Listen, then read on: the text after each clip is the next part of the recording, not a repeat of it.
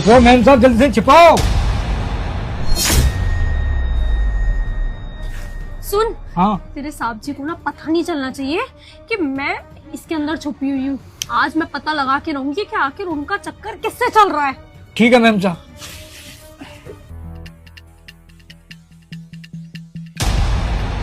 दिव्या, अबे ओए, हाँ दिव्या कहाँ है और तू हमारे बेडरूम में क्या कर रहा है?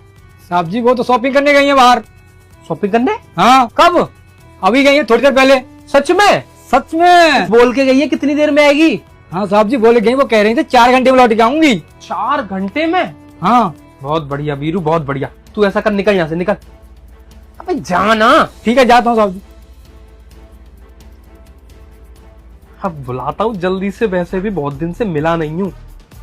हेलो, अरे किधर हो तुम यार? अरे तुम्हें पता है दिव्या चली गई है शॉपिंग पर, 3-4 घंटे में आएगी। तुम आ जाओ, घर में आराम से बैठकर बात करेंगे। अरे किसी को कुछ भी पता नहीं चलेगा, तुम टेंशन मत लो। तुम आ जाओ, हम लोग आराम से बैठकर बात करेंगे, फिर तुम चले ही जाना चुपचाप। हाँ हाँ ठीक है। बेटा कैसा है तू?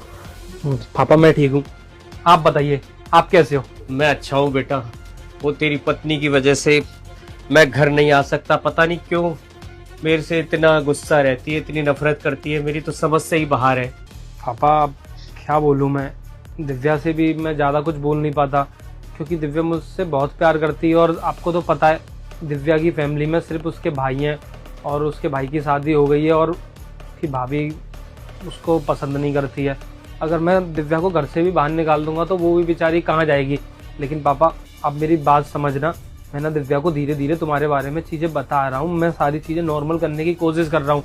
जैसे ही सब कुछ नॉर्मल हो जाएगा मैं फिर दिव्या से बात करूंगा कि आप घर में आ जाओ। आप टेंशन मत लीजिए, धीरे धीरे सब ठीक हो जाएगा। क्योंकि जो भी हो रहा है ना, मुझे खुद समझ नहीं आ रहा कि दिव्या के दिमाग में ऐसी चीज़ें आई कहाँ से। पता नहीं बेटा, पर मैं तुम्हारे बिना नहीं रह पाता हूँ, मैं अकेला बहुत दुखी होता हूँ बेटा। पापा मैं समझ सकता हूँ, एक पिता अपने बच्चों से जुदा होकर कैसे रह सकता है, पर आप चिंता मत करिए। क्या हुआ? दिव्या तुम?